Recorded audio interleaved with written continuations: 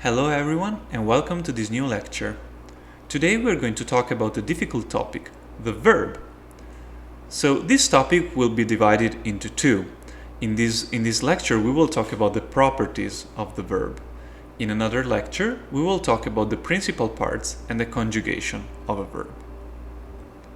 So what is a verb? A verb is essentially a word that indicates an action, and we all know that. And every language, of course, has its own verbal system, and Latin is no exception. Verbs are the predominant part of speech in almost every language. So, in every language, we have a lot, but really a lot of verbal forms. And that is why I am a little demanding on verbs, because from this moment on, you will really find a lot of verbs. So, one has to learn them properly. So, the Latin verbal system for an Italian speaker or just an Italian student is very easy because the verbal system of Latin is exactly the same of the verbal system of Italian.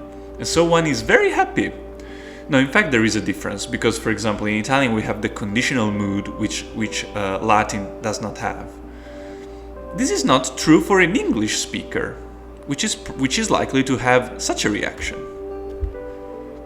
Okay, so the Latin verbal system is a little different from English. Therefore, it is likely that the English student will be a little angry at Latin because it is not as easy as one would expect. So this is very important. We're talking about the properties of the verb. And the verb has 5 properties: person, number, tense, voice, and mood. So let's see and analyze all of them. First of all, we have the person. So the person basically tells you who is speaking. In most cases, in English it is impossible to understand the person without expressing the subject. So usually in English, there is not really a conjugation of the verb. Most verbs have the same forms for every tense. For example, here you can see that the past tense of the verb to play, it's all the same. So how do we recognize who is speaking? We recognize who is speaking by means of the subject. And that is why in English you always have to express the subject when you speak. Because otherwise, since all of the verb forms are the same, you will not understand who is speaking. And this is what I say in this slide. So if you do not express the subject, it is impossible to understand who is speaking. Sometimes in English you can find some indicators that will tell you the person, such as the third person singular of the present tense. For example, I play, you play, he plays. So that S tells you that is third person singular. So usually the persons in a verb are defined with the numbers and with singular and plural. So I is first person singular, you is second person singular, he, she, it is third person singular. So we is first person plural, you is second person plural, and they is third person plural, of course. This does not happen in Latin, because Latin has a different ending for every person. So by knowing the ending, you will also be able to recognize what the subject is, even without expressing it. Then we have the number, which is a very easy concept, because in Latin we have the singular if the subject is one, and the plural if the subject is more than one. This is true for every language.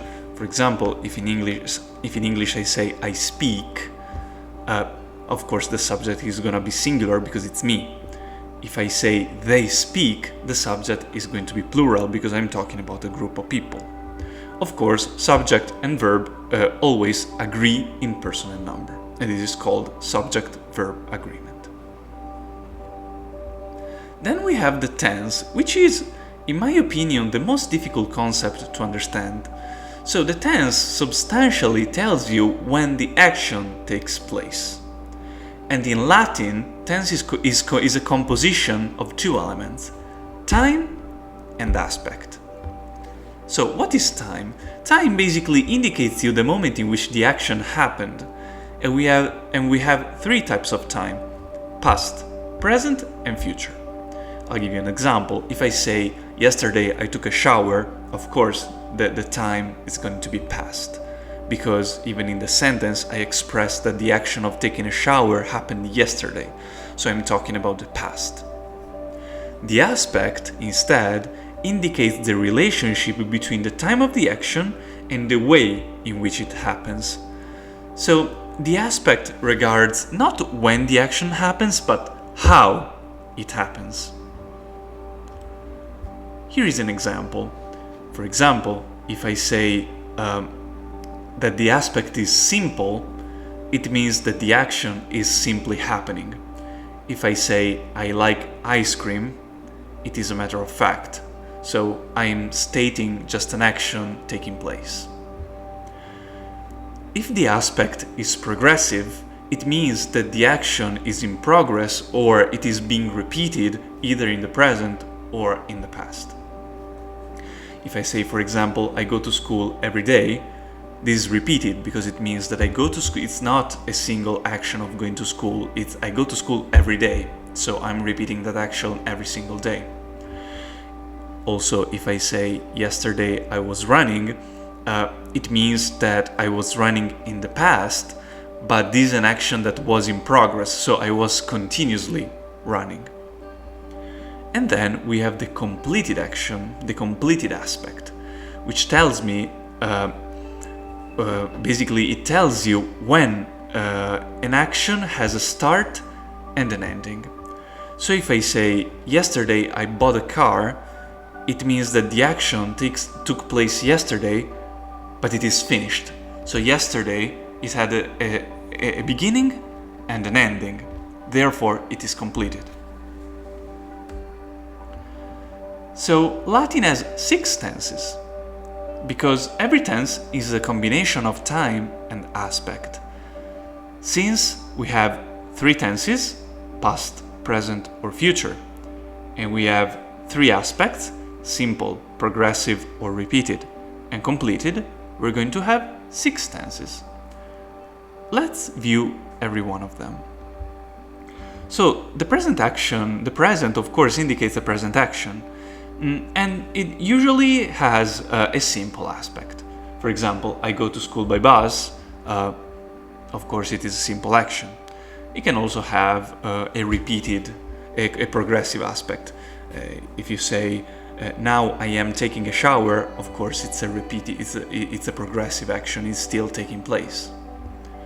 Then we have the imperfect, which is a past action with a progressive aspect. For example, if I say, yesterday I was playing volleyball, it means that yesterday for a certain amount of time I continuously played volleyball. This in Latin would be expressed with an imperfect.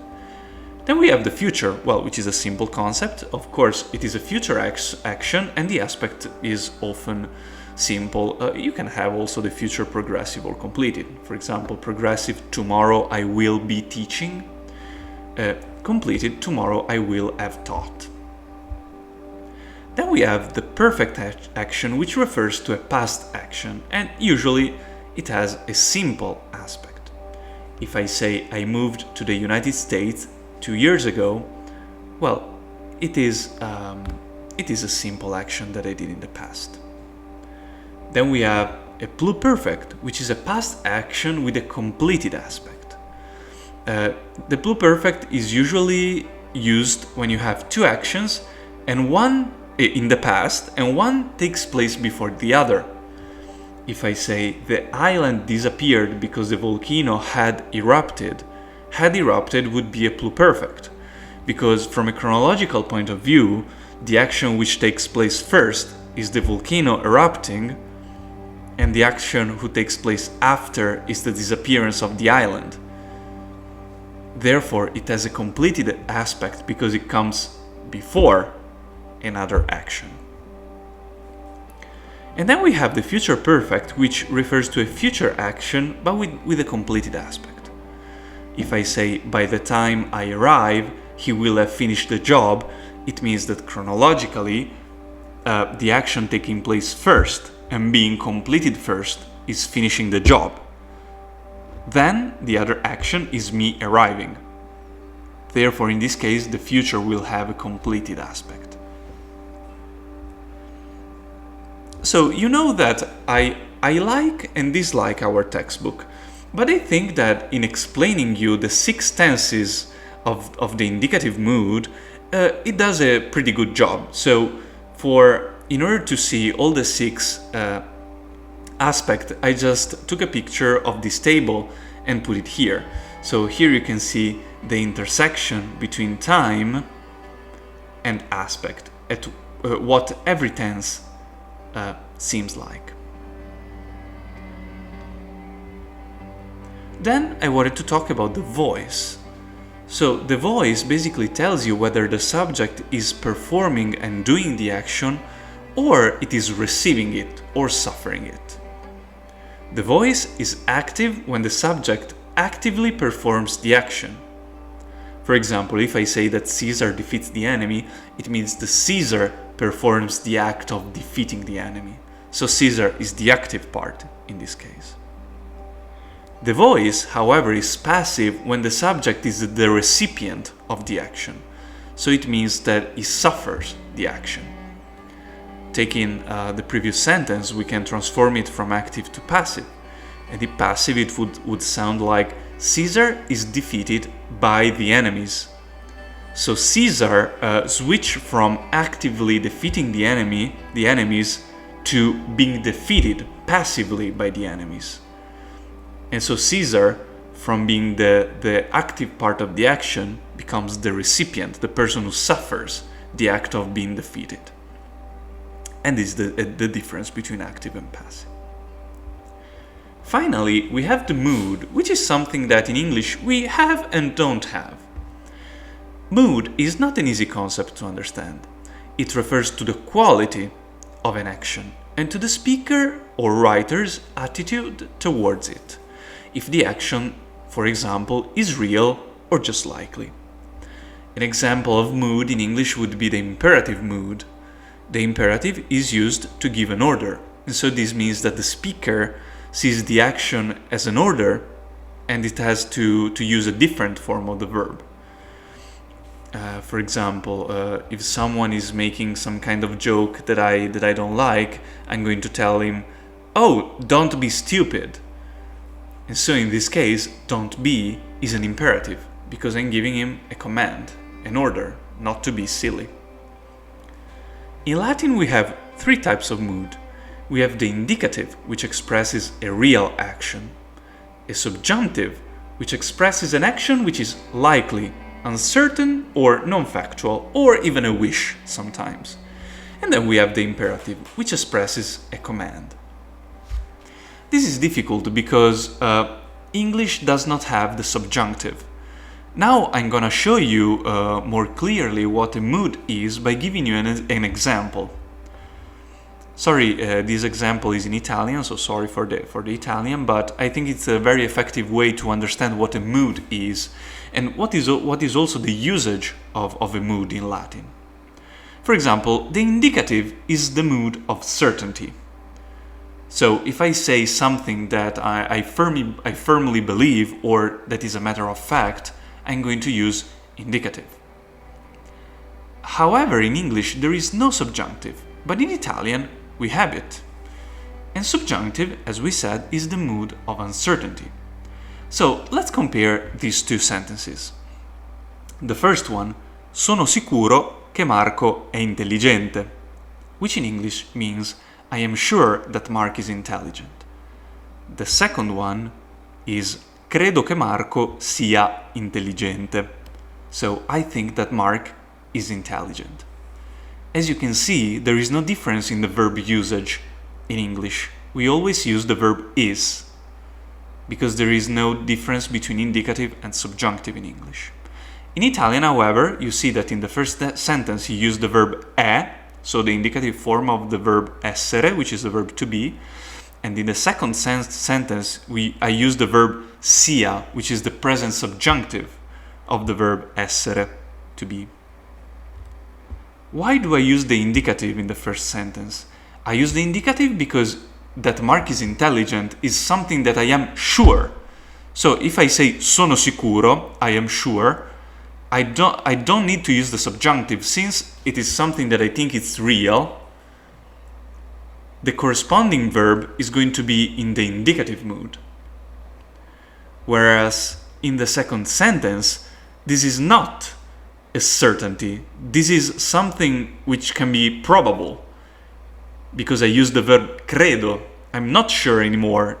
Credo, I think, this is just my belief. Therefore, the verb of the subordinate clause will use the subjunctive, because the subjunctive is the mood of uncertainty. Since I'm not sure that Mark is intelligent, then the verb is going to be in the subjunctive mood. Credo che Marco sia intelligente. Latin has a similar usage of it. So this is all that I had to say for this lecture. Write your questions down and bring them to class. Thank you for listening, and I'll see you tomorrow.